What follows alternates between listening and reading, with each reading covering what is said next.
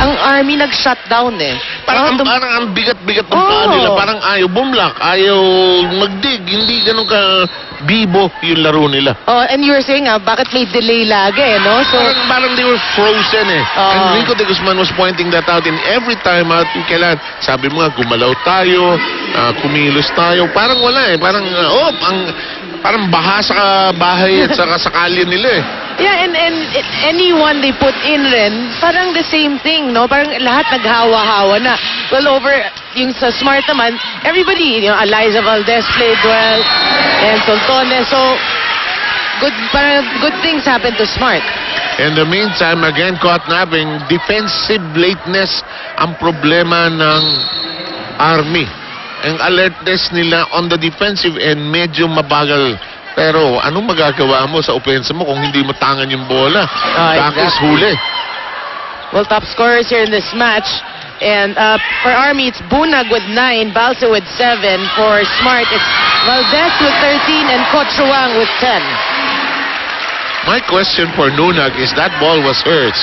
She didn't go for it. She avoided it. She took a back step. Nag-backpedal siya. Trabaho ng libero yun.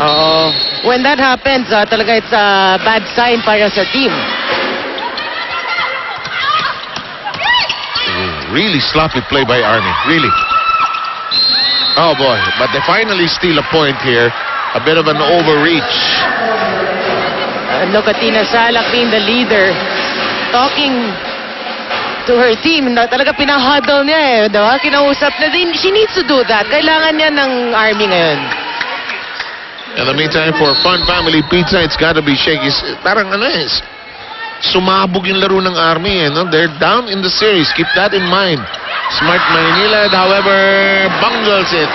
That's right. Miscue there para sa Smart. Alam mo, very natural din. Natural flow ng game. Ito, hindi maganda ko pakinggan ito. Natatanga ko minsan sa laro. Yeah. May moments na, ay, bakit nga ba? Di ba?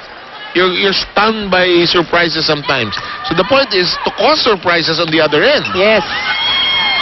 Magkagulo kayo dyan sa kabila. Dagis! Kinaliwa.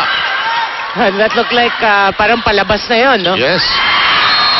Kinain si Jovelyn ng depensa. That's right. That was, I think, Sue Roses and Soltones. This is what Sue is contributing now. Not much in terms of production, but she has to play block. She has to stop those attacks just by jumping up. That's right. And there's solid, actually, defense, no? Digging, service reception. Yes, indeed.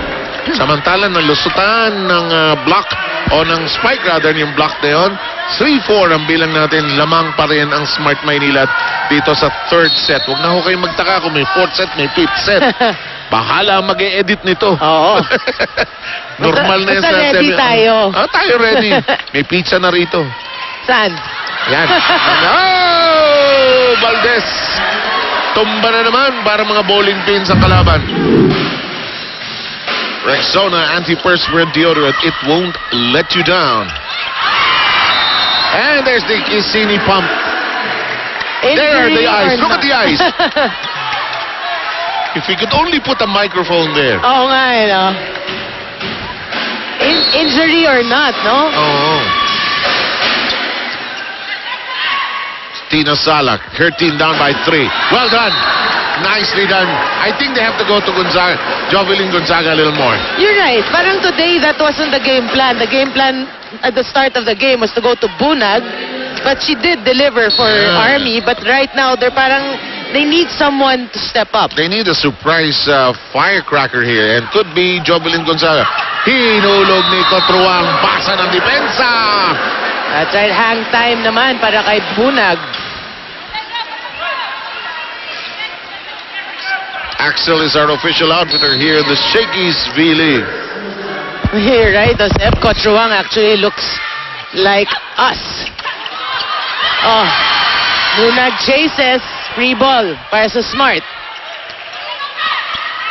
De Leon. Eto na. Balse, medyo hindi na rin nabibigyan ng bola, no? Oo. Double block. Yep, it'll be inside for 6-all as a count. You know, I was saying earlier when you kind of disappeared for a What, bit. for a second? No. Si Coach Ruang, they featured her. I said, yeah, you're right. No, she does look like one of us. Yeah, di ba? May di pwede si Kisini, hindi pa. Pero si Kotuang ate, labas. Labas mo, inside. Inside ang tawag. Sabi ni Rico de Guzman, nasa harap ko eh. Pero hindi, inside. Hindi, pero Bunag actually signaled that I think she checked it. Aha, baka natamaan nga niya. 7-6 ang bilang natin. Here's Altones in her power serve. Free ball again. Alam mo, hindi rin parang sanay ang Army na hindi si Torres ang kanilang libero. In the meantime, 7 apiece. Well, no choice because Injured nga si Torres eh, no? ACL, ACL for the Army fans. It's tied at 7. Third set action. Sets are tied 1 apiece. Boy, we have a crowd coming in. I think it's the Air Force. They brought their entire... Boy, everybody in the Air Force. What if we are invaded? 8-7 is the count. Weather report. Rina Villamor.